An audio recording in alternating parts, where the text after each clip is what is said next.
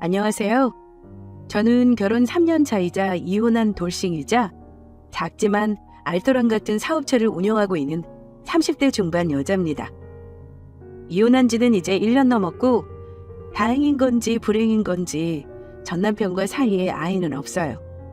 이혼 후 마음이 편해 그런가 사업이 더 잘 되는 요즘은 그냥 일하는 재미로 삽니다. 내 앞날 맡고 있던 짐덩어리가 전 남편이었다는 걸 다시 한번 느끼고 있어요. 연애를 오래 하고 30 넘어 결혼했는데 결과는 이혼으로 끝난대요. 저는 전 남편과 10년을 연애하면서 중간중간 헤어졌다 다시 만나는 걸 반복했는데요. 때마다 헤어진 이유는 경제적인 문제였습니다. 저는 바보같이 연애 초반 때부터 경제력 없는 남친 뒷바라지를 하며 살았습니다. 신정도 넉넉하고 저도 사업을 어린 나이부터 시작했기에 내가 좋으면 그만이다 하고 별 생각이 없었어요. 남편은 한 회사를 오래 다니지 못하더라고요. 그때 알아보고 접었어야 했는데 그놈의 정이 뭐라고. 30 넘어가도록 내 사업하며 돈 버느라 다른 남자는 만나지도 못했는데 나이가 차서 그냥 결혼했어요. 전 남편은 성격이 좀 뭐랄까 유약하고 남의 말에 잘 흔들리는 편이에요. 또 팔랑귀라고 하죠. 유혹에도 약한 편이고요. 그래도 사람이 악한 구석 없고 제가 하자는 대로 따라주고 하는 편이라 이만하면 되겠다 싶어 결혼했는데 완전 잘못 선택한 결혼이었던 거죠. 전 남편은 저를 이용만 해먹고 결국 배신까지 했으니까요. 결혼 생활하면서 시어머니는 저를 많이 배려해 주신다고 생각했습니다. 많이 예뻐해 주셨고 어쩔 땐 제 눈치를 너무 보시는 건가 싶을 정도로 제게 맞춰주시는 경우도 많았습니다. 하지만 이혼한 지금 되돌아보니까 그것도 다 저에게 받아먹을 콩고물이 있어서 그랬던 거 아닌가 싶습니다. 이혼 마음먹고 제가 쌀쌀맞게 굴며 시가 식구들과 모든 연락을 끊었더니 기어코 집까지 찾아오신 시어머니가 제게 사정하시면서 이런 말을 하셨습니다. 우리 동민이가 너보다 모자라는 거 네가 다 감수하고 결혼한 거 내가 모르는 거 아니다. 그래서 나도 너한테 웬만하면 싫은 소리 안 하고 편하게 해주려고 했어. 그건 네가 더 잘할 거야. 이혼하겠다는 네 입장 같은 여자로서 충분히 이해는 해. 내 아들 잘난 거 하나 없는 거 나도 알아. 하지만 네가 우리 집 기둥 아니냐. 한번 눈 감고 넘어가주면 온 가족이 다 평안해지는 거 모르겠니? 내가 이리 마지막으로 부탁하마. 내가 그놈 버릇을 단단히 고쳐놓고 평생 너한테 꼼짝 못하고 살라고 할 테니까 마음 돌려먹을 수 없겠니? 어머니, 뭘 잘못 알고 계신 것 같아요. 제가 왜 최씨 집안 기둥이에요? 저 이 집안 가장 노릇하려고 결혼한 거 아니에요. 어머니는 제가 안타까운 게 아니라 돈줄이 끊길까봐 이러시는 거 아닌가요? 정말 제 입장 여자로서 이해하신다고 하면 이혼을 말리시면 안 되죠. 실수도 돌이킬 수 있는 게 있고 없는 게 있는 거잖아요. 어머니 아들 10년 사귀면서 취업 전까지 걷어먹인 게 나고 시댁비 갚느라 모아놓은 돈 한 푼 없어서 결혼 못할 뻔한 어머니 아들 정 때문에 결혼해준 대인배가 저예요. 근데 이런 배신은 용서 못해요. 그래서 너 기어이 네 남편 버리고 너 혼자 잘 살겠다는 거냐? 네 남편이 그래도 네 말이면 껌뻑 죽고 살았잖니. 남자가 기주고 사느라 잠깐 큰 소리 치고 싶어 한눈 팔 수도 있는 거야. 이 일로 두 사람이 더 돈독해질 수도 있는 거니 네가 한번 눈 감아줘. 어머니, 세상에 남편이 바람 피운 걸 계기로 돈독해지는 부분은 없어요. 제가 누구보다 잘 알아요. 이혼 이미 결정한 거니까 어머니가 참견 말아주세요. 이건 부부 사이 일이니 제가 알아서 할 거예요. 들어보면 저에게 아들과 이혼하지 말라며 사정하는 말 같지만 숨겨진 뜻은 저더러 그 집 가장 노릇을 더 해달라 하는 거 아닌가요? 이혼 마음먹고 나서야 그게 보이다니 저도 참 미련하긴 합니다. 그런 사람이랑 왜 결혼했냐, 저더러 멍청하다 하신다면 할 말이 없어요. 똑똑하게 따져보지 못하고 결혼한 건 제 잘못이 맞습니다. 하지만 저는 결혼해서 남편과 시댁, 친정의 제 역할 다 하려 노력했고 그런 저를 엿먹인 사람은 전 남편입니다. 그러니 이혼한 지금 저에게 답답하게 왜 그러고 살았니 하는 말은 하지 말아주시길 미리 부탁드리겠습니다. 결혼할 때 조건 따지는 거 저라고 할 줄 몰라서 안 한 건 아닙니다. 다만 여유롭고 잘 살지만 불화가 있었던 친정에 비해 경제적으로 여유는 없어도 가족이 화목해 보였던 시댁이 저는 좋았습니다. 친정 부모님은 퇴직 후 연금만 월 300 이상 수령하고 계세요. 현재 거주하고 있는 40평대 아파트 외에도 부동산이 조금 더 있으시고 연금 저축까지 포함하면 월 500 이상 고정적으로 수령하고 계신 것으로 알고 있습니다. 경제적으로는 큰 문제가 없어요. 하지만 아빠가 술을 지나치게 좋아하시고 젊을 때 여자 문제로 엄마 속을 많이 썩이셨어요. 두 분이 이혼은 안 하셨지만 저와 살 때부터 각방 쓰시고 사이가 그리 좋은 편은 아닙니다. 제가 외동딸이다 보니 가족이 다 모여도 썰렁하고 말이 없어요. 그러다 보니 부모님 생신이나 어버이날, 명절에는 한 끼 정도 식사만 같이 하고 오는 편이에요. 그런 날 외에는 딱히 저희 친정 부모님에게 별도 용돈은 드리지 않았고요. 오히려 제가 드린 용돈도 나중에 엄마를 통해 다른 방식으로 꼭 되돌아오곤 했습니다. 반면 시댁은 집안 살림이 여유는 없어도 화목하고 가족끼리 사이가 좋습니다. 지나치겐 끈끈해서 피곤할 정도로요. 남편은 밑으로 미혼 여동생 하나가 더 있고 남편과 시누이 둘 다 돈을 벌어 부모님 생활비를 보태왔다 들었습니다. 부모님이 두 분 다 계속 경제활동을 하고 계시고 노후 대비는 전혀 되어 계시지 않기 때문에 두 분이 일을 하시면서도 매달 생활비를 쓰고 계신 상황이었고 대출금도 갚느라 전혀 여유가 없으셨어요. 시부모님은 별도의 보험이나 적금은 없으신 걸로 알고 있습니다. 다행히 자가로 20평대 아파트는 갖고 있긴 했지만 경제활동을 하실 수 있는 세월이 10년이 채 남지 않은 것으로 보였습니다.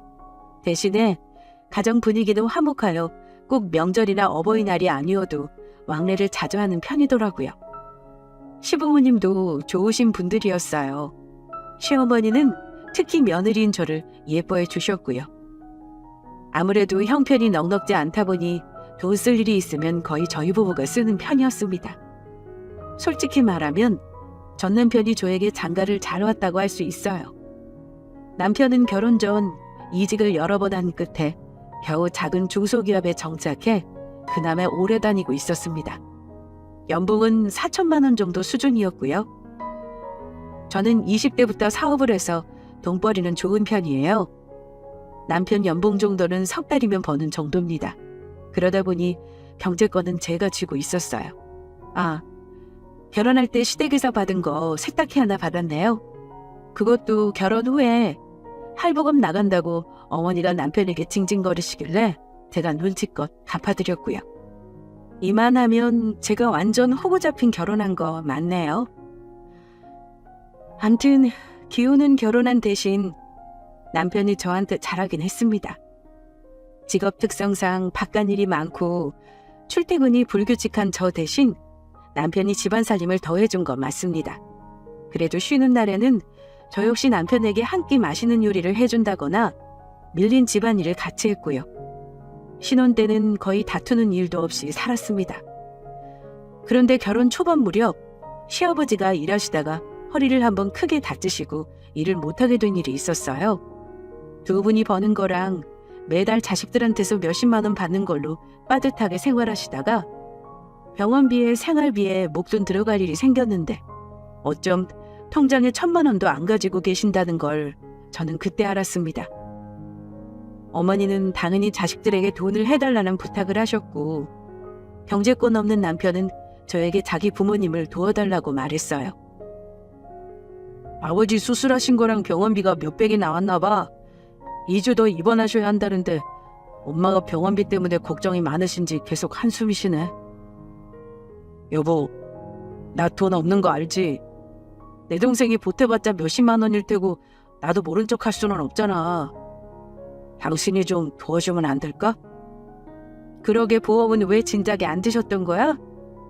이제부터는 계속 아플 나이인데 나중에 어떻게 감당하려고 그러시는 건지 답답하다. 이번은 내가 도와주겠지만 진짜 보통 일 아니야. 어쩌저쩌고 보험도 하나 없이 이제껏 사신 거래? 보험들 여유도 없이 빡빡하게 사신 거지. 암튼 당신이 도와준다고 하면 내가 엄마한테 말씀드릴게. 한숨 놓으시라고 말이야. 진짜 고맙다. 그때 나온 병원비만 거진 1,000만 원 돈이었던 걸로 기억합니다. 물론 어머니랑 아버지가 고맙다는 말을 귀에 딱지가 않도록 하셨습니다만 보험 하나 없이 자식들에게 기대시는 거 보고 내심 답답했던 게 사실입니다. 만약 저도 못 도와준다고 했으면 어쩔 셈이셨을까요? 능력 있는 며느리 덕에 한숨 돌렸다고 칭찬을 늘어놓으시는데 그 큰 돈을 내준 며느리에게 그런 말도 안 하면 양심도 없는 거 아닌가요? 물론 자식들 도움받는 거 당연하게 생각하는 시부모도 있긴 하지만 어머니 공치사 들으면서 그다지 기분이 좋지만은 않았습니다. 물론 제가 여유가 있으니 해드리는 게 크게 어려운 건 아니었습니다. 다만 우리 친정에 비해 너무 경제력이 없으신 걸 비교하니 돈이 없고 가족만 화목한 것도 그리 좋은 것만은 아니구나 하는 생각이 들었습니다. 근데 문제는 아버지가 허리 수술하신 후 일을 못하게 되면서 제가 시댁 생활비 부담을 떠안게 되었다는 겁니다. 아버지가 벌어오는 수입이 끊기면 당장 대출부터 못 갚는 상황이라고 어머니가 땅이 꺼져라 한탄을 하시더라고요. 물론 저더러 들으라고 하는 말인 거 다 알고 있었습니다. 네 아버지가 그래도 한 달에 180은 줘서 그나마 빚도 갚고 생활을 한 건데 이제 당장 다음 달부터가 걱정이구나. 동민이가 주는 돈 30만 원 가지고 공과금 내고 나면 끝일 것 같아서 말이다. 내가 일을 더 다닐 수도 없는 노릇이고 밤에 잠이 안 올 지경이야. 당장 다음 주에 카드값도 내야 하는데 어쩌면 좋냐? 남편은 자기 엄마 걱정하는 말에 이러고 대꾸하더군요. 엄마, 그럼 우리가 용돈을 더 줄게. 방법이 그것뿐인데 어쩌겠어. 우리는 애도 없고 집사람이 돈 잘 버는데 그 정도는 도와줄 수 있어. 걱정하지 마요, 엄마. 이 사람 나보다 능력 좋은 거 알죠? 저는 옆에서 가만히 있는데 남편이 용돈을 더 드리겠다 말하며 제 의사를 묻더라고요. 여보, 당신 생각도 괜찮지? 아버지 대출은 3년 정도만 열심히 갚으면 끝난대. 당신이 여유되면 그때까지만 우리 부모님 도와주라. 내가 부탁할게. 대신 내 월급은 당신 다 주고 나는 용돈 받지 뭐. 당신 그렇게 해줄 수 있지? 그래, 어쩔 수 없지. 어머니, 제가 도와드릴 테니까 너무 걱정 마세요. 당장 카드나 대출 연체되면 큰일이니까요. 그랬더니 어머니는 한박 웃음을 지으시면서 아이고, 정말 너한테 매번 이렇게 고마워서 어쩐다니. 우리 집은 며느리 하나 진짜 잘 얻었지 뭐냐. 그럼 나 걱정 내려놔도 되는 거지?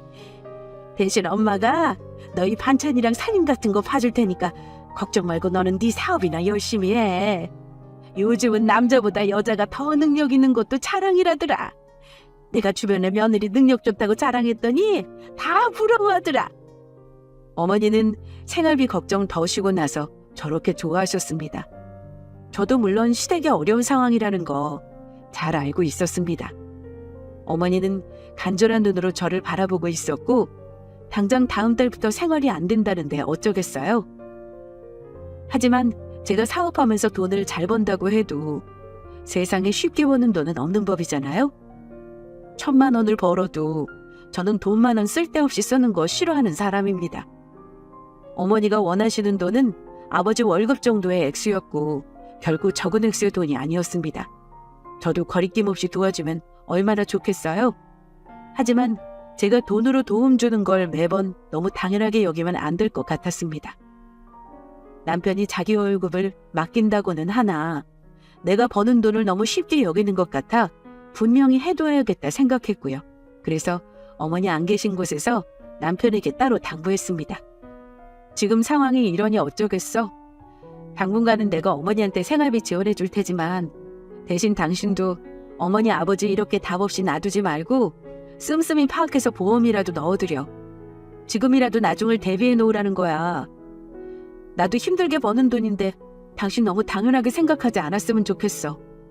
제가 당부하는 말에 남편은 알겠다며 대답은 당차게 하더군요. 어머니도 그렇고 남편도 그렇고 저에게 많이 고마워하길래 그래도 며느리 돈을 우습게 보지 않는다고 생각했고 살다 보면 지금보다는 상황이 더 나아질 거라고 믿었습니다. 그때부터 저는 매달 시어머니에게 월급 같은 용돈을 드렸습니다. 물론 시어머니는 한 번도 그냥 받으신 적은 없어요. 고맙다는 말씀을 늘 황송할 정도로 하셨고 저 일하느라 바쁜 거 아신다며 명절에 제사 같은 것도 다 없애버리셨습니다. 제사 지내봤자 조상님이 도와주는 거 하나도 없다고 하시면서요. 솔직히 그때는 속 시원하긴 했어요. 시아버지도 뭐 큰소리칠 입장이 아니라는 거 본인이 잘 아시는지 아무 말씀 안 하시고 어머니 의견을 따르시더라고요. 그래서 시댁에 생활비 드리는 거 외에 딱히 시부모님 때문에 스트레스 받는 건 없었습니다. 만약 제가 능력이 없었다면 돈 드리는 거 못할 짓이었을 겁니다. 하지만 그 돈 드린다고 제 삶이 힘든 게 아니어서 마음의 여유가 있었다고 생각합니다. 그렇게 2년이 넘도록 저는 바쁘게 제 사업하느라 아이 가질 생각도 못하고 살았습니다. 아등바등 살았다기보다는 제가 이루고자 하는 목표가 있어서 바쁘면서도 즐거웠습니다. 남편은 원래 결혼 전부터 한 회사에 오래 근무하는 걸 힘들어했는데 슬슬 이 핑계 저 핑계 대면서 이직한다는 말을 슬쩍 꺼내더라고요. 중소기업이라 그런가 가끔 월급을 제대로 안 줄 때도 있었고요. 여보, 나 지금 회사 말이야. 관두고 다른 데로 이직할까? 아니면 조금 쉬면서 자격증 공부하는 건 어떨까 싶어. 중소기업이라 그런지 몰라도 비전도 없고 월급도 내 나이 또래 친구들 비교하면 너무 적은 것 같아서 그래. 당신 월급 적은 건 경력이 짧아서 그런 거야. 매번 이런 식으로 회사를 옮겨다니니 당연한 거 아니니? 당신 친구들은 이른 나이에 취직해서 직급 올라가서 그런 거잖아. 또 이직병 도져서 관둔다 어쩐다 하면 나 당신하고 이혼이야? 내가 돈 잘 버는 거랑 별개로 나는 남자가 집에서 노는 꼴은 못 봐. 남편이 볼멘 소리 하면서 그만둘까 물어보면 저는 정색하면서 그만두면 이혼하겠다고 으름장을 놓곤 했습니다. 그래서 남편이 회사 다니는 거 힘들다고 죽는 소리 하던 그 무렵에는 벌어오는 돈은 나한테 갖다 바치지 말고 그냥 알아서 쓰라고 해줬습니다. 제가 그렇게 말한 의도는 남편도 적은 돈이 남아 돈을 좀 모아보기도 하고 저축도 해보라는 의도였습니다. 근데 남편 같은 인간에게는 돈을 쥐어주면 안 된다는 걸 제가 몰랐어요. 남편은 제 의도를 전혀 다르게 알아들었는지 매달 홀랑 다 써버리더군요. 그것도 전혀 엉뚱한 곳에 말입니다. 제가 늘 귀가 시간이 늦고 일이 바쁘다 보니 남편 사생활에는 별로 관심을 두지 않은 게 큰 잘못이었죠. 돈을 어디다 쓰고 있는지 관심을 가졌어야 하는데 알아서 잘할 거라 믿었습니다. 제가 자기 부모님 생활비 대주는 거 뻔히 아는 사람이니 따로 보험이나 저축이라도 들겠지 생각했고요.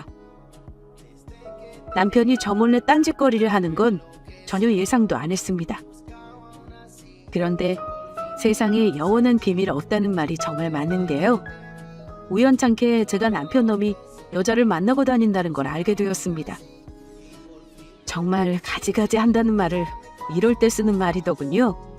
저는 남편 핸드폰을 한 번도 뒤져본 적이 없어요. 제가 워낙 둔해서 남편에게 허점이 있어도 알아차리질 못했습니다. 남편이 폰이 2개를 개통해서 쓴다는 사실을 알게 되면서 그중 하나는 작업용 핸드폰인 걸 우연히 알게 되었습니다.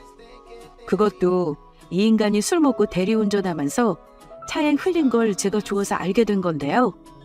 그 폰은 잠금도 해놓지 않았더라고요.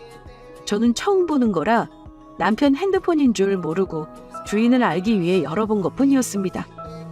그런데 문자 내역을 확인하면서 폰 주인이 다름 아닌 남편이라는 걸 알았습니다.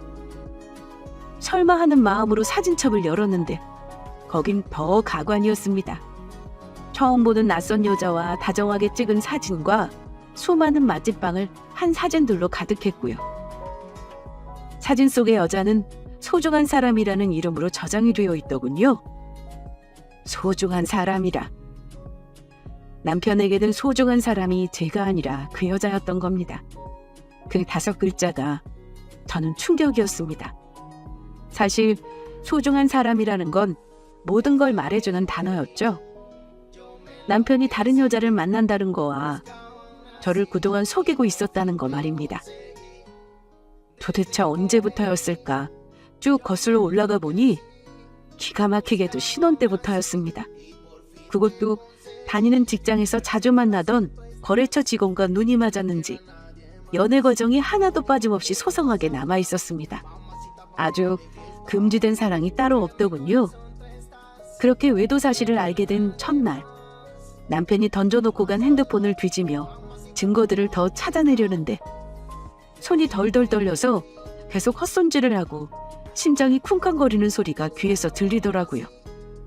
뜬 눈으로 외도 증거를 더 없나 뒤지면서 하루를 꼬박 보냈고 둘째 날은 그냥 멍했어요. 이게 꿈인가 뭔가 싶은 느낌이었습니다. 충격으로 헛구역질이 계속 올라와서 화장실에 들락거렸고 넋 빠진 사람처럼 며칠간 잘 못 지냈습니다.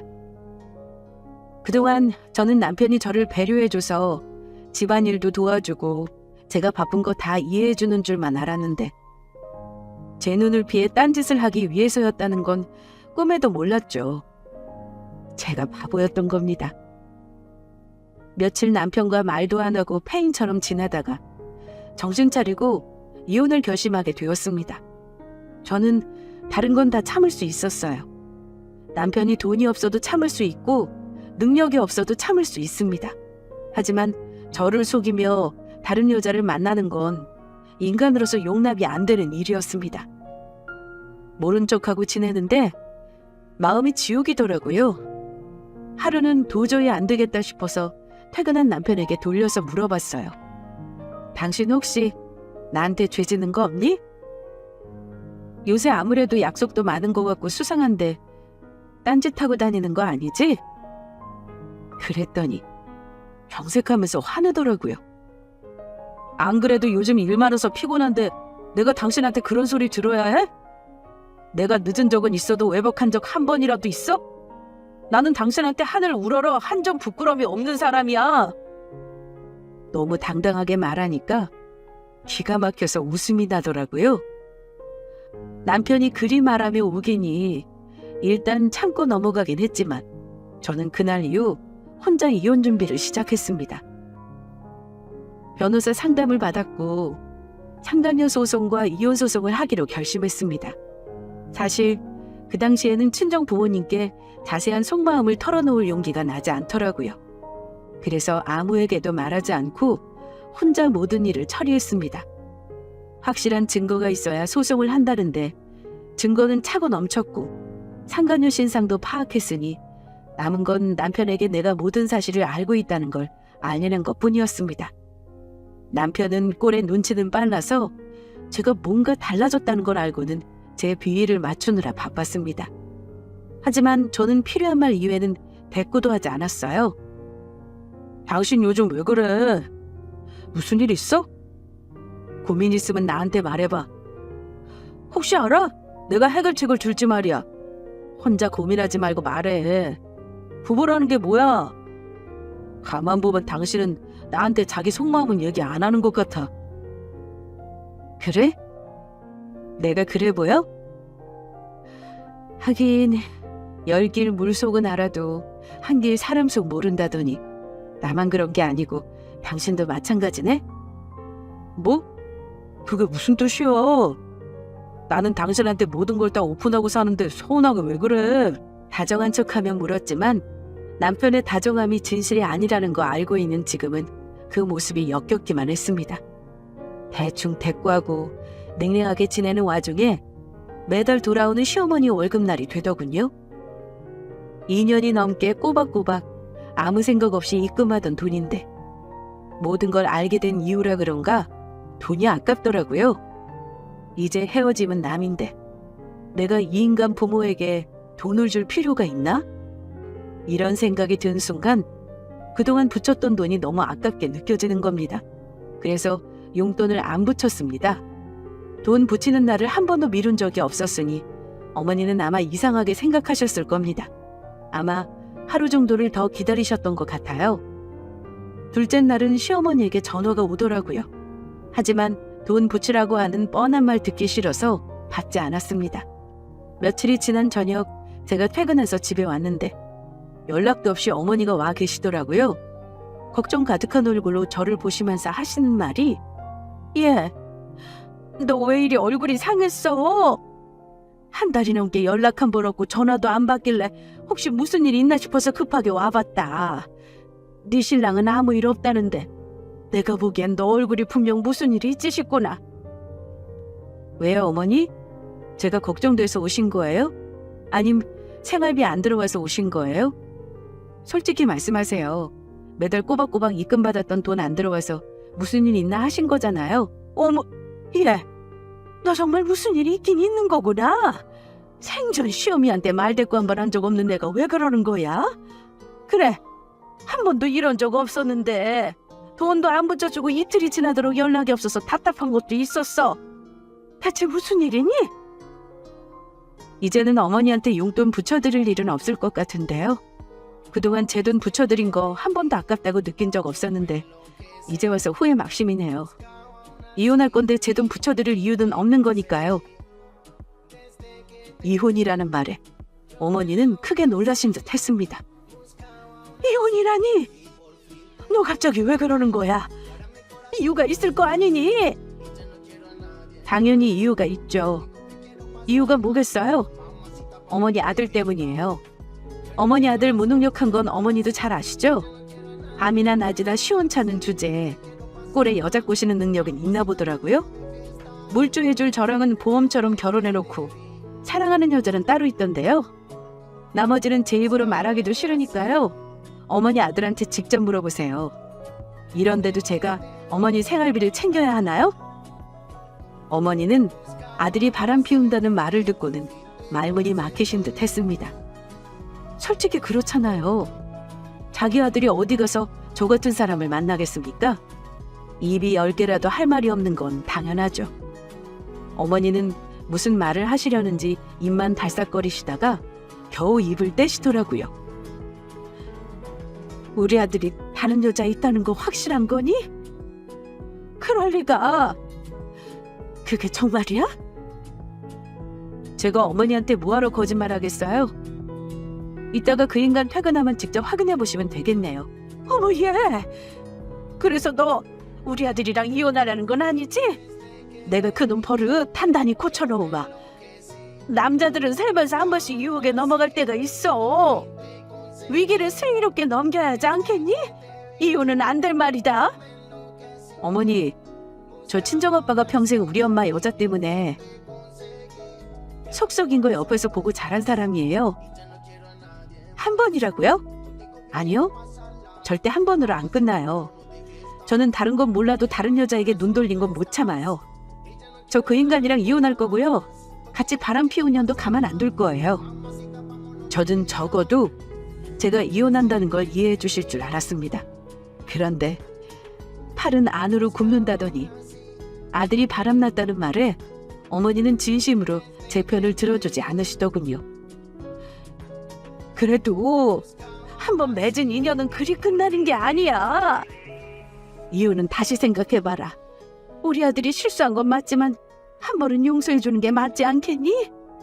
서로 노력은 해봐야지. 그깟 근본도 모르는 년한테 네 남편 뺏길 셈이니? 그놈이 바람 피운 건 분명 네 탓도 있을 거다. 부부 사이는 어느 한쪽 잘못만 있을 수가 없는 거야. 우리 아들이 다른 건 몰라도 절대 여자랑 바람 피울 애가 아닌데 그랬다는 건 분명히 무슨 원인이 있을 거 아닌가 싶어. 듣자하니 이건 또 무슨 개소리인가 싶었습니다. 순간적으로 미친 여자처럼 웃음과 울음이 같이 터지더라고요. 어머니, 결국 어머니도 똑같으시네요. 그놈이 바람 피운 이유를 왜 저한테 찾아요? 어머니 자식이 그런 짓 했다니까 이렇게 신박하게 합리화를 시키네요. 어머니 아들인 이 나이 먹도록 제대로 돈도 못 버는 루저에 마누라 돈 아니면 못 사는 등신이라고요. 제발 어떤 인간인지 똑바로 파악하시고 가정교육 다시 똑바로 시키세요. 구구절절 맞는 말만 하는 며느리에게 더 대꾸해봤자 웃긴 사람 되는 건 본인이라는 걸 아셨는지 아무 말 못하시고 일을 어쩌나 연발하시며 발만 동동 구르시더군요. 근데 그때 현관문이 열리며 남편이 들어왔습니다. 아무것도 모르는 남편은 제가 소리 지르는 것만 들었는지 놀란 목소리로 무슨 일이냐고 물었습니다. 여보! 엄마, 무슨 일 있어? 당신은 우리 어머니한테 무슨 소리를 그렇게 지르는 거야? 남편이 거실에 들어서는 순간 저는 남편을 죽일 듯이 쏘아보았습니다. 그 순간 어머니가 남편에게 다가가시더니 황당하게도 남편 아들 머리채를 휘어잡으시는 겁니다. 남편은 자기 엄마가 머리채를 잡으니 영문도 모른 채 힘을 못 썼고요. 아우, 엄마! 그쪽은 왜 이래요? 안 보여! 놓고 말해! 무슨 일인데 이래! 야 이놈아! 정신 나간 놈아! 대체 어쩌자고 네 마누라를 놔두고 댄스를 해! 네가 그러고도 남자니? 너 오늘 엄마한테 아주 머리 다 뽑혀야 정신 차릴래? 어머니는 남편 놈 머리채를 잡은 채 등짝을 마구 후드려 패셨습니다. 엄마!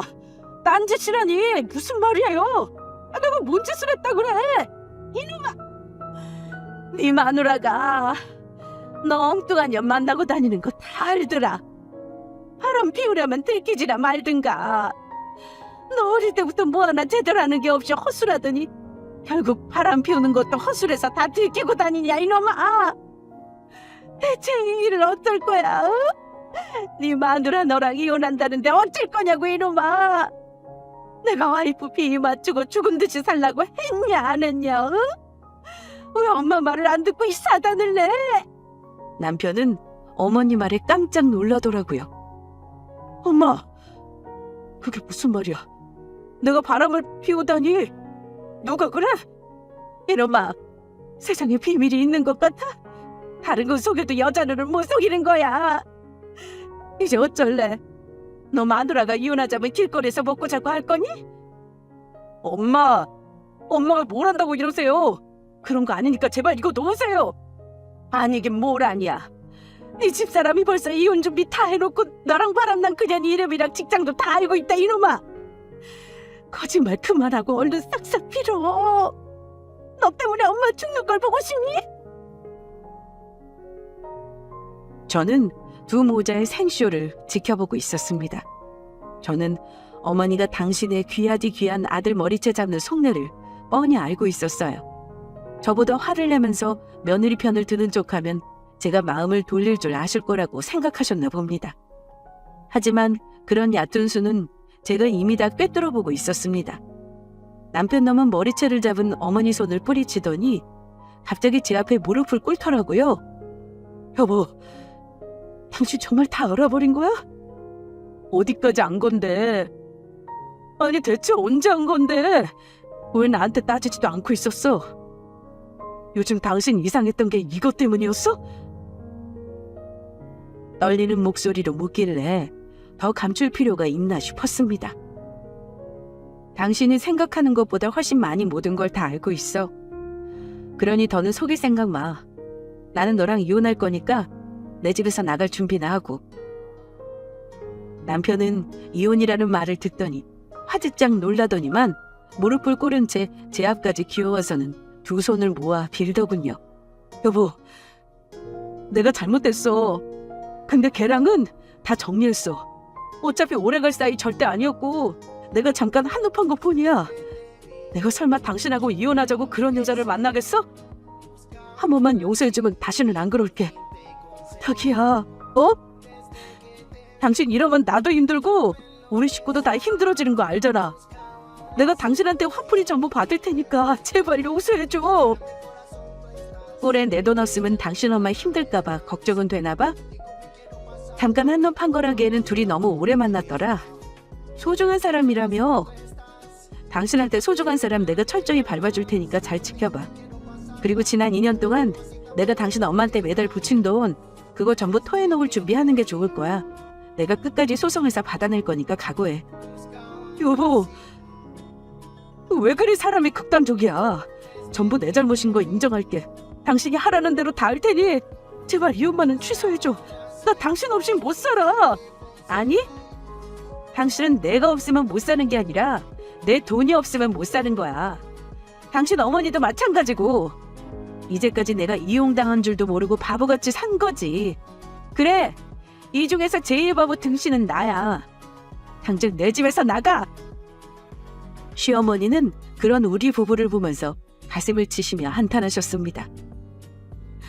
아이고 얘, 우리 아들이 이렇게 빌잖아. 그 돈 전부 토해놓으라니 대체 그런 억지가 어디 있어. 우리 아들이 그런 돈 없는 거 네가 더 잘 알잖아. 그러지 말고 남자가 잘못했다고 하니까 한번 믿어주는 게 어떠니? 일단 진정하고 오늘은 내가 이놈이랑 우리 집 갈 테니까 너 생각 좀 다시 해봐라. 응? 생각할 거 없어요. 저 이미 다 정리했고요. 오늘 일이 된 김에 잘 됐다 싶어요. 어머니 아들 짐 다 챙겨가세요. 이 집 제 집인 거 아시죠? 소장은 어머니 집으로 보낼 테니 잘 받으시고요. 두 사람을 쫓아내고 저는 바로 친정 부모님께 연락해서 이혼하겠다고 털어놨습니다.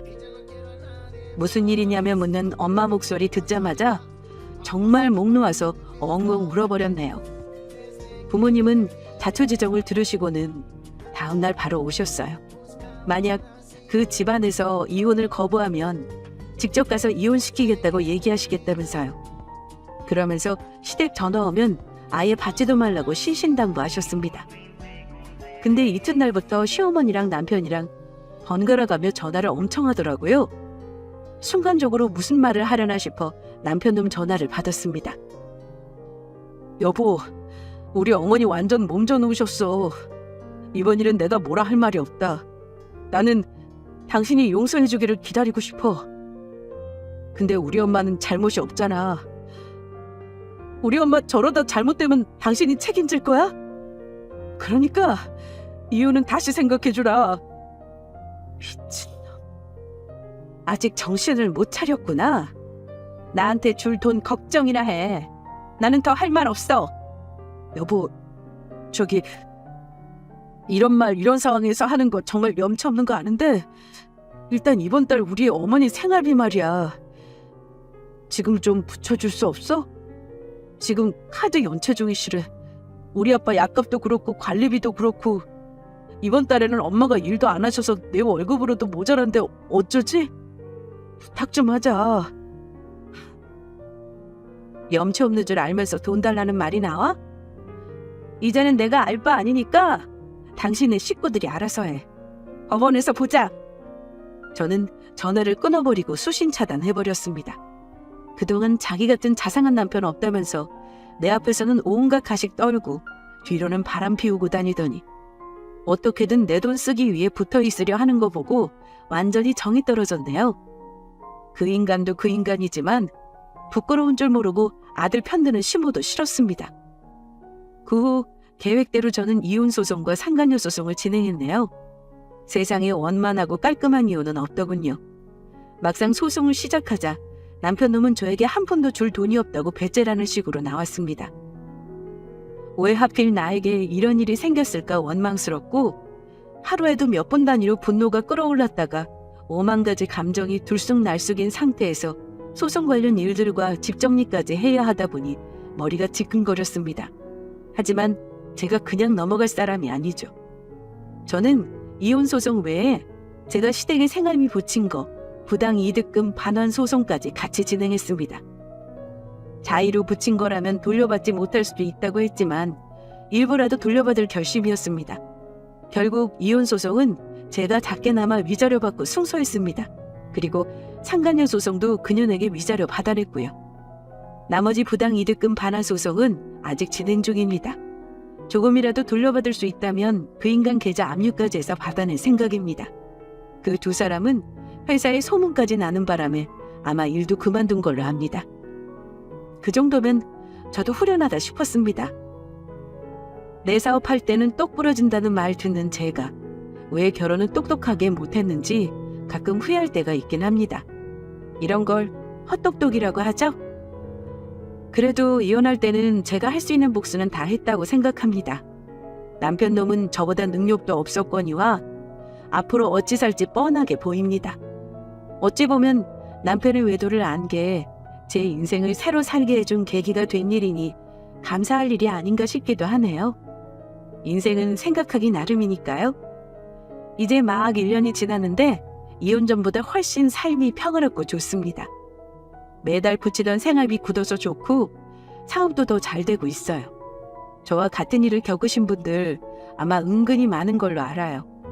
어떤 상황이 있고 어떤 결정을 내리셨든 참 힘든 일을 겪어냈다는 거 압니다. 저는 그런 분들에게 정말 대단하시다고 잘하고 계시다고 말씀드리고 싶어요. 그리고 시간이 지나면 희미해져 버릴 날이 금방 온다고 말하고 싶네요. 바보같이 결혼했지만 똑똑하게 이혼했다고 위로와 공감을 보내주시길 부탁드리며 제 사연은 여기서 마무리하겠습니다. 긴 사연 들어주셔서 감사합니다. 안녕하세요. 저는 현재 남양주 별내에 거주 중인 40대 초반의 여자입니다. 저의 특이사항을 알려드리자면 이혼은 했지만 시어머니였던 분과 계속해서 모녀지간처럼 지내고 있다는 점이에요.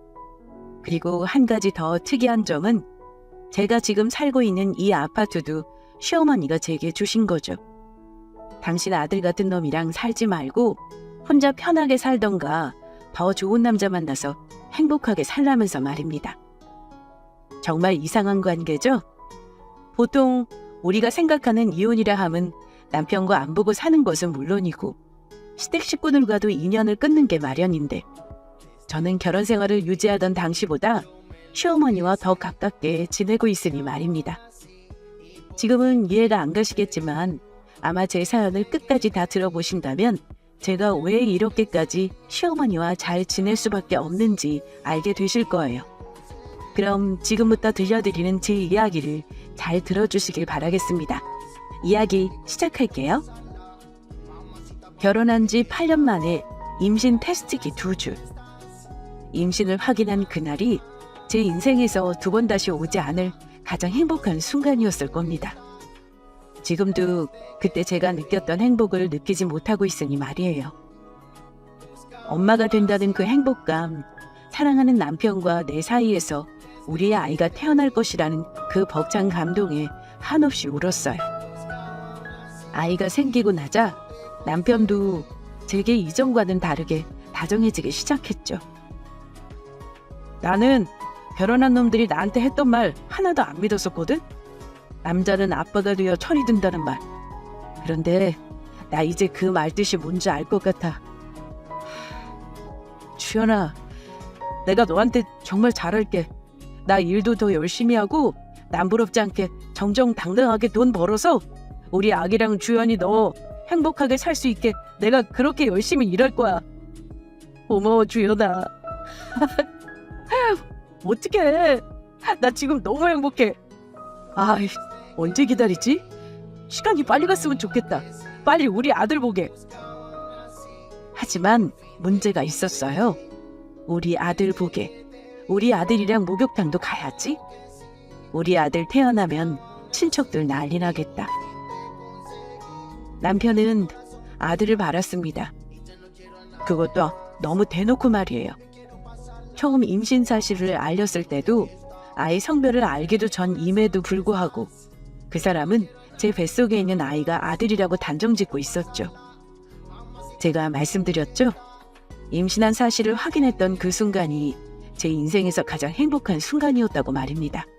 정말로 딱 순간이었어요. 그토록 원하던 임신만 되면 행복이 영원할 줄 알았는데 임신을 하고 나서는 또 다른 문제로 힘들어야만 했습니다. 오빠, 나 손 좀 잡아줘. 너무 미끄럽다. 아니 갑자기 무슨 소원바위를 가자고. 선생님이 임신 초기에는 조심해야 한다고 그랬어. 너무 무리하면 안 된다고. 갑자기 웬 주문진이야? 미끄러워. 조금만 천천히 가자. 배가 부른 것도 아닌데 왜 이렇게 힘들어? 미끄러워. 조금만 참아. 여기가 사람들이 아들 낳으려고 오는 데라잖아. 주문진 소원바위. 이게 아들바위래. 아들바위. 자기랑 나랑 앞으로 매주 주말마다 여기 와서 소원 빌고 가는 거야. 오케이? 우리 둘이 반반 닮은 아들 낳게 해주세요 하고서 소원도 빌고 들려서 맛있는 것도 먹고 가고 좋잖아. 안 그래? 하다 보면서 자연 퇴호도 하고. 자, 저희 둘 똑같은 건강한 아들 한 명만 낳게 해주세요. 이렇게 소원 빌고 갑니다. 아들에 대한 남편의 집착은 상상 그 이상이었습니다. 저는 주무진의 아들 낳는 바위가 있는 것도 몰랐어요. 대체 그런 건 어디서 어떻게 찾아낸 건지.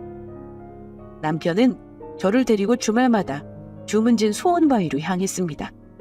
처음에 갈 때는 소원바위인지 아들바위인지 뭐 그런 것도 모르고 간 것이었어요. 퇴교도 할 겸 주문진으로 드라이브 가자고 해서 그래서 간 것이었습니다. 저거는 그래도 저도 주말마다 드라이브 간다고 생각하고 가서 즐길 수라도 있죠. 먹는 거는 정말이지? 제가 그것 때문에 얼마나 열이 받았었는지 몰라요. 이건 먹지 마라, 저건 먹어라. 이런 걸 많이 먹으면 애기 성별이 딸로 나온다. 다 과학적 근거가 있는 거다. 아들 낳으려면 이런 것만 먹어야 한다. 대체 그런 기사는 누가 쓰는 겁니까? 어떤 걸 먹은 여자들이 확률적으로 80% 이상 딸을 낳았다. 그런 기사를 읽고는 그런 것들을 제외한 음식만 제게 내밀었어요. 그리고 요즘 세상이 어떤 세상인데 아들을 낳던 딸을 낳던 그게 그렇게 중요하냐고요. 안 그렇습니까? 여러분? 스트레스를 받으면 태아한테 좋지 않은 영향을 끼친다. 좀 적당히 해라라고 하면서 저는 좋게 그 사람을 타일렀어요. 마음 같아서는 당장에 제 앞에 놓은 음식을 던져버리고 싶었지만 내가 그렇게 하면 아이한테 좋지 않을 것 같아서 참고 있었습니다. 그러던 어느 날이었어요. 바나나. 고작 바나나 하나 때문에 제가 터져버린 거죠. 주연아, 자기야. 내가 칼륨 성분 높은 거는 먹지 말라고 했잖아. 이거 조금 참으면 되는 그거를 못 참아? 아이 낳고 실컷 먹으라니까나? 이거 버린다. 조금만 참아, 조금만. 다 우리를 위해서 그러는 거잖아. 임신하면 유독 먹고 싶은 음식이 있잖아요. 시루떡이 유독 먹고 싶을 수도 있고 아니면 라면이 그렇게 먹고 싶을 수도 있고 임신하기 전에는 거들떠보지도 않았던 음식이 갑자기 생각나거나 이런저런 경우가 많잖아요. 저는 그렇게 바나나 아니면 바나나 우유가 먹고 싶었습니다. 그날도 그랬어요. 퇴근하고 오는 길에 바나나 한 다발이랑 바나나 우유를 사서 냉장고에 넣어두었었죠. 그런데 그거를 남편이라는 인간이 본 것이었습니다. 냉장고 안에 든 그 음식을 보고 나서 저한테 잔소리해대기 시작했어요. 칼륨 많은 거 먹으면 아들 못 낳는 거 알지 않냐. 무슨 애엄마가 그렇게 참을성이 없냐면서 말입니다. 그러면서 바나나 우유를 뜯어서 싱크대에 붓는데 제가 거기서 이성이 뚝 끊어진 것이죠. 졸졸 바나나 우유가 싱크대로 떨어지는 그 소리가 어찌나 크게 들리던지 그동안 참았던 모든 게 터져버렸어요. 저는 성큼성큼 걸어가 그 자식이 손에 들고 있던 바나나 다발을 빼앗아 들어 우걱우걱 먹어댔습니다. 그놈은 그런 저를 보면서 기겁을 했고요. 지금 뭐 하는 거야? 당신 왜 이래 진짜? 주연아, 너 갑자기 왜 이래? 너 왜 이래? 이 새끼 정말 이럴 거야? 그 정도만 하라니까. 그러다 체한다고. 박주연! 야, 박주연! 너 이게 지금 뭐하는... 음식을 왜 뱉어? 그만하기는 뭘 그만해. 내가 지금 그만하는 게 맞아? 그만해야 할 거는 너지. 바나나 먹는다고, 감자 먹는다고 아들 못 낳으면 그게 말이 되냐? 그리고 아들을 낳든 딸을 낳든 그게 대체 뭐가 그렇게 중요한데? 아니, 내가 어머님이 나한테 아들 낳으라고 하셨으면 차라리 연세가 있으신 분이니까 옛날 분이니까 그러려니 하겠어.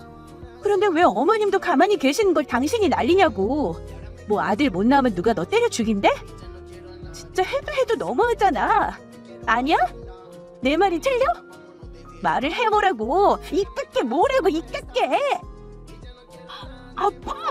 아프다고. 아우 진짜. 아파?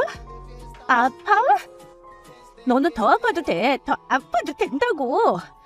우리 애 정말 힘들게 생긴 거 아니야? 그럼 그냥 애 생긴 거로도 감사합니다 하고 살아야지. 무슨 아들이냐 어쩌네. 내가 주말마다 주문진 가는 거 그것까지는 그래. 그것까지는 참아주겠다 이거야. 어? 그런데 왜 먹는 걸 가지고 난리냐고. 네가 임신을 해봤어? 임신한 건 난데 내가 나 먹고 싶은 거 먹겠다는데 왜 네가 네 욕심을 내냐고. 내가 술을 먹는데 뭘 한대.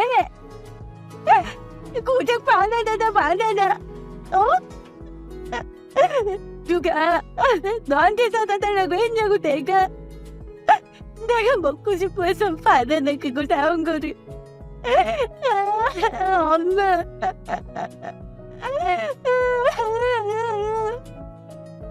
아이 왜 또 울고 그래? 이게 뭐 별거라고. 아이씨. 진짜 울고 싶은 건 나다. 어? 나라고. 이거 먹고 싶은 거 참는 게 그게 뭐 얼마나 어려운 일이라고.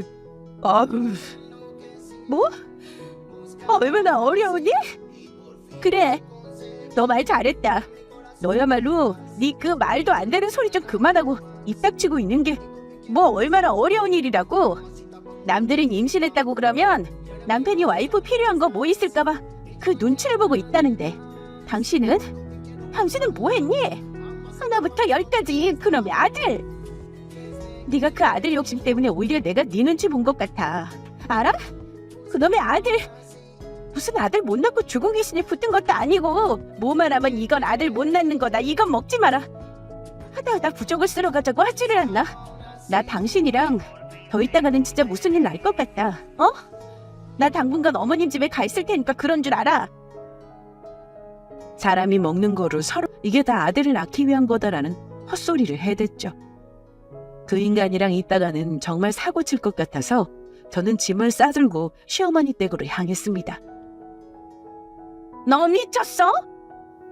아유, 이런 정신 나간. 아이고야. 너 어떻게 된 게 네 할아버지랑 하는 짓이 그렇게 똑같냐? 어?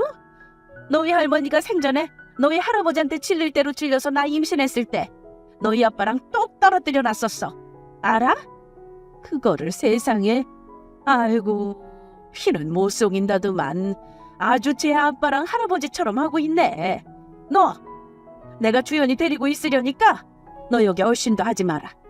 아주 그냥 정신 나간 놈이 말이야. 바라는 것도 많다. 어? 바라는 것도 많아. 직장 다니면서 입시까지 한 거를 그거를 고맙다고 업고 다니지는 못할 망정. 뭐? 어디를 데리고 다녀?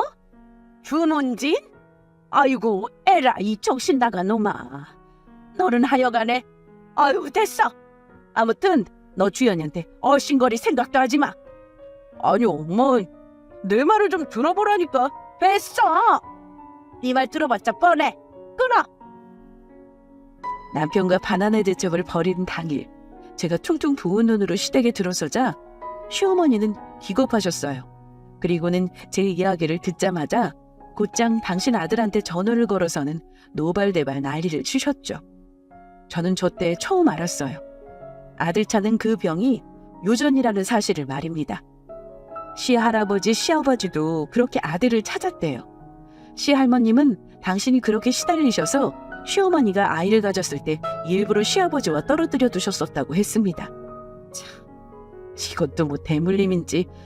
시어머님도 그 상황을 어이없어 하셨어요. 당신 아들을 키우면서 너는 절대 그러지 말아라고 했는데 아들이 그럴 줄 몰랐다고 말이죠. 그렇게 저는 시어머님 댁에서 지내며 남편놈 때문에 상처받았던 마음을 치유하고 있었습니다. 아이고, 주연아. 어머머, 아가. 아이고, 이를 어떡해. 119. 주연아, 정신 놓으면 안 된다. 어? 아가, 정신 놓으면 안 돼. 하지만 이미 많은 스트레스를 받았던 건지 아이 출산 예정일을 4개월 정도 남겨두고 저는 아이와 이별을 하게 되었어요. 시어머니 말로는 제가 욕실에서 비틀거리며 걸어 나오더니 하혈을 하면서 쓰러졌다고 했습니다. 눈을 떠보니 병실이었어요. 똑같은 병실에 누워있는데 다른 산모들이 아이를 보러 오고 가는 동안 저는 커튼을 치고 숨죽여 울어야만 했습니다. 의사 선생님 말씀으로는 아이가 딸이었다고 하네요. 아들이 아니면 사랑을 받지 못할 것 같은 두려움에 아이가 떠난 것 아닌가. 아이의 성별을 듣고 나자 더더욱 죄책감에 시달려 왔습니다. 내가 엄마로서 어떻게든 남편 놈한테서 받은 스트레스를 무시해볼 걸. 내가 진작에 시댁에서 지낼 걸. 모든 게 제 잘못 같았거든요. 내가 엄마로서 아이를 지키지 못했다는 잘못 말입니다. 엄마가 와서 계실 거니까 몸 잘 챙기고 있어. 나도 이렇게 가고 싶지는 않았는데 어쩌겠어. 회사에서 시키는 대로 해야지. 가서 자리 잡히는 대로 최대한 자주 한국에 들어올게. 몸조리 잘하고 있어. 엄마, 규현이 좀 잘 부탁해요. 유산한 몸을 회복하기도 전에 남편은 해외 출장을 가게 되었다고 했습니다. 제가 그렇게 생각을 하고 봐서인지 무엇 때문인지는 알 수 없었지만 유산하고 난 뒤 남편이 저를 바라보는 눈빛은 달라져 있었어요. 또다시 무기력한 그 눈빛으로 저를 바라보고 있었죠. 저도 그 당시에는 남편에 대해 좋지 않은 마음만 있었기에 그 사람이 해외로 출장을 가던 별 감흥이 없었습니다. 그저 아이를 잃었다는 슬픔에서 헤어나지 못하고 있었죠. 그놈은 해외로 출장을 가면서 저는 시어머님과 함께 지내게 되었어요. 저야 좋았죠. 친정엄마가 없는 저한테는 시어머니가 엄마 그 자체였으니까요. 친정아빠가 돌아가셨을 때도 시어머니는 장례 기간 내내 제 옆에 함께 계셔주셨던 그런 분이었습니다. 당신 생일인데 미안해. 내가 내년 자기 생일에는 꼭 갈 수 있도록 할게. 아유, 회사 일이 내 마음대로 되지를 않네. 진짜 미안. 작년 자기 생일에도 못 갔는데 미안해. 1년 정도만 있으면 될 거라던 남편의 해외 출장은 3년이 지나가고 있었어요. 어느 정도 몸과 정신이 추스러지고 나니 남편이 해외에서 잘 지내는지 밥은 입에 맞는지 걱정이 되었죠. 이번에 휴가 써서 갈 수 있을 것 같아. 당신 뭐 먹고 싶은 거 있어? 얘기해봐. 어머니랑 같이 준비해서 갈게. 어머님도 당신 어떻게 지내고 있는지 궁금하신가 봐. 아니야. 뭐하러 와. 오지 마. 나 요즘 일 많아서 집에도 잘 못 들어가고 있어. 그리고 어차피 나 내년이면 들어갈 것 같은데 뭘. 당신이랑 엄마 오면 나 신경 쓰여서 할 일도 잘 못해. 오지 말고 그냥 반찬을 한국편으로 보내. 차라리 엄마랑 어디 제주도나 다녀와. 남편이 해외 출장 가 있는 동안 이상하리만치 그 사람은 저와 시어머니가 오는 걸 막았어요. 그 당시에는 오는 걸 막는다고 생각하지는 않았습니다. 당시에 시어머님이 팔에 깁스도 하고 계시기도 했고 당뇨도 있으셨던 터라 그게 걱정이 되어서 그러는 거라고만 생각했습니다. 하루에 한두 번 하던 전화와 메시지는 이틀에 한두 번으로 줄어들기 시작했고 나중에 가서는 일주일에 두세 번이 되었죠. 그때가 되어서야 이상하다는 느낌이 들었습니다. 남편한테 여자가 있을지도 모른다는 느낌 말이에요. 노래 가사처럼 슬픈 예감은 왜 틀린 적이 없을까요? 그렇죠. 왜 좋지 않은 예감은 틀리지 않는 걸까요? 3년이 지나가던 어느 날 남편은 제게 전화를 걸어왔습니다. 왠지 좋지 않은 기분이 들었던 저는 벨이 수차례 울리고 나서야 겨우 전화를 받을 수 있었어요. 불안한 마음을 애써 가라앉히고 전화를 받았는데 역시나 저의 슬픈 예감은 틀리지 않았습니다. 위자료 적당히 챙겨줄 테니까 그 집에서 나가주라. 당신도 대충 눈치챘을 거 아니야. 안 그래? 나 여기서 여자 만났어. 여기 도착하고 1년 못 돼서 만났어. 그 사람도 남편 있어. 우리 둘이서 지내면서 느낀 게 이게 진짜 인연이구나 싶더라. 당신한테는 미안해. 안 미안한 건 아니야. 그런데 사람 마음이 그게 아닌데 결혼했다는 이유로 안 되는 마음을 억지로 붙들고 살 수는 없는 거잖아. 그 여자랑 나도 생각이 많이 있었어. 우리 둘 다 가정이 있는 상황인데 그것도 한국에 버젓이 배우자가 있는데 이렇게 하는 게 맞는 건가? 우리도 이건 아니다 싶어서 헤어져야 하나 정리하자. 여러 번 마음 먹었었는데 그게 잘 안 되더라. 그러다가 우리 소율이가 태어났어. 나 여기서 아이도 낳았어. 소율이. 당신 말이 맞더라. 아들이고 딸이고 하나도 안 중요하더라. 그냥 내 자식이라서 너무 예쁘고 너무 좋아. 얘를 위해서라면 뭐든 다 할 수 있을 것 같아. 그래서 당신한테 전화한 거야. 이혼하자고. 나도 한국 들어가면 당장 애랑 와이프랑 같이 살아야 하는데 집이 필요하잖아. 어차피 그 집 우리 엄마 집이고 내가 당신한테 위자료 안 준다는 소리 아니야. 당신 나랑 살면서 고생 많이 한 거 알고. 그러니까 위자료는 줄 테니까 그 집에서 나가달라고. 그렇게 하고 우리 이혼 진행하자. 저는 누가 그 자식한테 대본이라도 써준 건 아닐까 생각이 들었습니다. 아주 말을 술술 잘도 하더라고요. 작정이라도 하고 전화를 한 것처럼 말입니다. 하긴 저랑 헤어질 작정을 했으니 제게 전화를 걸어서 얘기했겠죠? 자기가 미국에서 바람을 피웠고 그 여자와의 사이에서 아이도 낳았다고 말입니다. 모든 이야기를 듣는데 참 어이가 없어서 헛웃음이 나왔어요. 상건녀와 사이에서 낳은 자식도 키워야 하니 살고 있는 집에서 나와달라니요. 참, 그 생각 자체가 어이가 없지 않습니까? 이게 사람이 맞는 건가 싶었어요. 당신 말 참 잘한다. 이거를 내가 왜 이제야 알았나 모르겠네. 내가 뭐라고 말을 해줘야 되는 거야? 당신 지금 뭐 대본이라도 쓴 거 아니야? 거기서 나는 뭐라고 대답해야 해? 어디 한번 얘기를 해봐. 내가 알았다고 당신 행복하게 살 거라고 짐 싸들고 나가는 게 당신이 원하는 대답이야? 주연아, 너는 꼭 무슨 내가 너한테 나쁘게 구는 것처럼 그런 식으로 말을 하냐? 나 애까지 있는 마당에 당신이랑 좋게 헤어지고 싶어. 솔직히 말해서 나 그냥 우리 집사람이랑 소율이 데리고 한국 들어가서 당신 그냥 내보내면 그만이야. 안 그래? 그래도 주연이 네가 나랑 살면서 어땠을지 그리고 우리가 결혼해서 지내온 시간이 있으니까 이렇게 좋게 마무리하려고 당신한테 전화한 거잖아. 이게 무슨 개소리야? 나 진짜 어이가 없네. 개소리를 사람 말같이 하면 그게 말이 된다고 생각하는 거야? 뭐? 집사람?